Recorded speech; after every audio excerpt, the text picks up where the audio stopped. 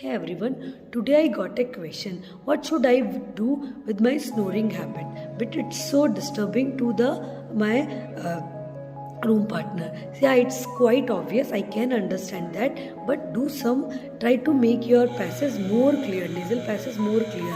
Do with at your bedtime. Do with some Kapalabhati and the Ujjayi pranayam. Kapalabhati like this, both nostrils at least 2 minutes, and afterwards the Ujjayi pranayam.